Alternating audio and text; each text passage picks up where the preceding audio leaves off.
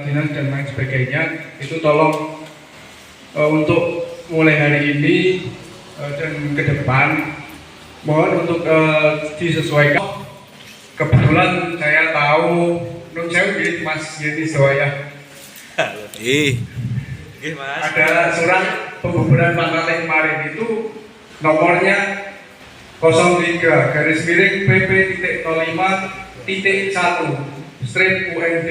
Kita sudah betul harusnya strip PP 05.2 untuk menggunakan kertas ampat. Kemudian untuk nomor BA disesuaikan dengan tahapan yang telah dilalui. Ketika sudah membuat BA misalnya 3 atau 4, jadi diteruskan selanjutnya karena sama-sama berita acara. Itu kemarin ada jalan masalah penomoran surat untuk SPG. Nah, itu sudah di rumah koordinasi juga ada. Itu ibah tinggal sama sekian sudah ada semua. Kalau dulu kan tidak ada, tinggal mengurutkan nomor urutnya saja. Masalah formatnya sudah ada. Kita melihat di draftnya yang di-share di pribadi di rumah koordinasi. Tolong nanti itu dipahami masalah penomoran SPG itu ada semua yaitu di rumah koordinasi. Jadi yang kemarin BN sekarang jadi hibah. Kalau fakultas kan hibah 18. Nah formatnya juga sudah ada. Terus nanti itu hibah 19. Nah itu mungkin tambah dari saya. Selanjutnya saya akan ke DPD Jakarta. Untuk tahapan Joklit kita sudah landing dengan baik. Kita bisa menyelesaikan pelaporan Joklit sampai dengan 100%, baik itu pelaporan secara manual maupun pelaporan di aplikasi e-Joklitnya.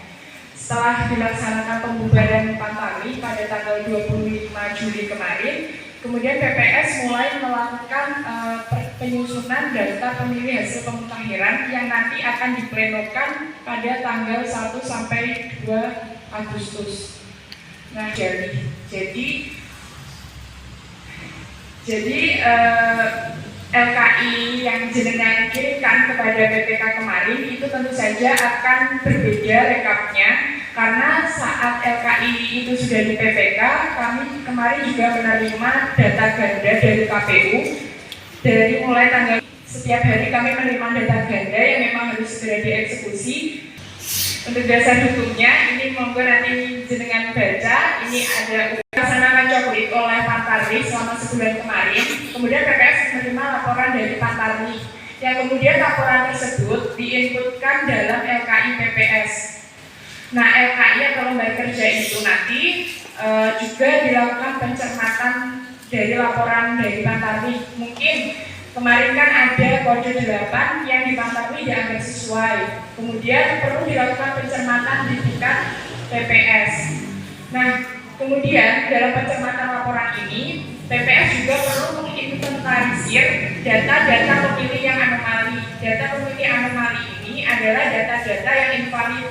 Misalnya kemarin untuk pemilih baru, itu isinya adalah pemilih baru, pemilih PNS, dan juga pemilih ubah. Semua diinventarisir di situ.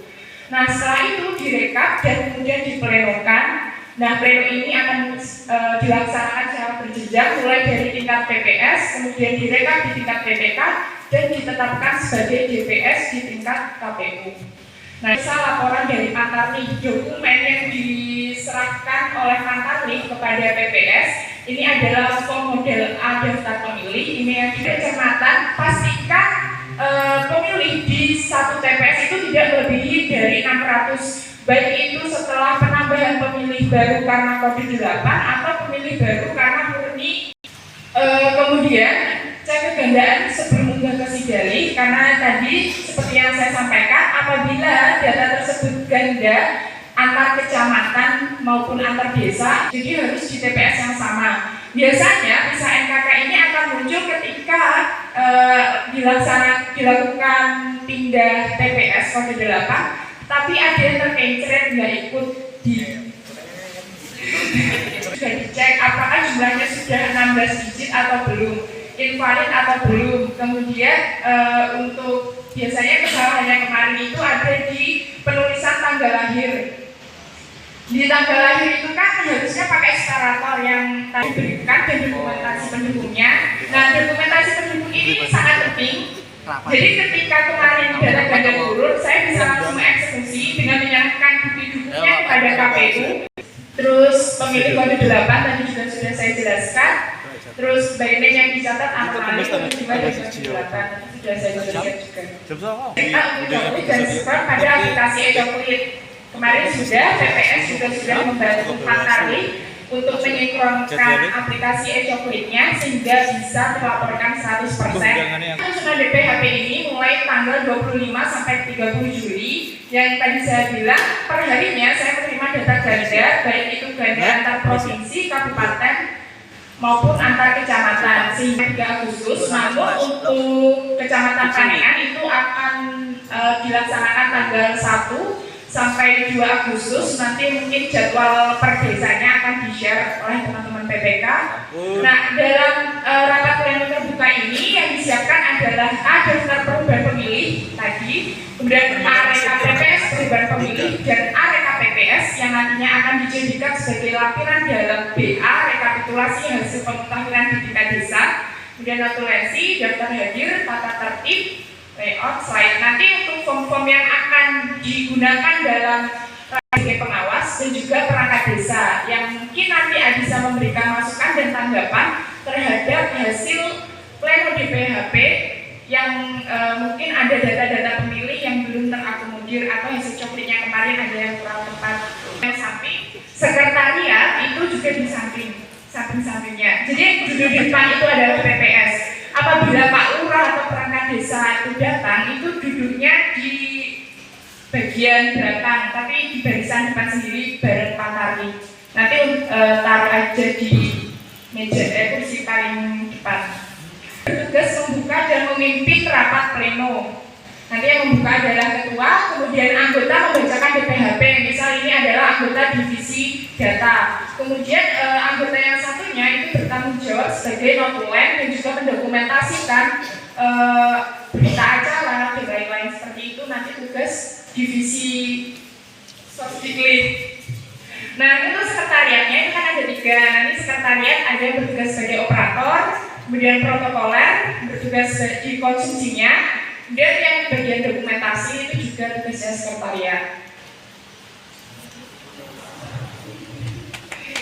Nah, ini dalam rapat pleno, jika masukan tanggapan terbukti benar, nanti kan rapat pleno pasti kalau ada masukan dan tanggapan, ketika masukan dan tanggapan dalam BA, dan PPS menuangkan hasil rapat pleno tersebut dalam berita acara rekapitulasi hasil pemutahiran di tingkat desa.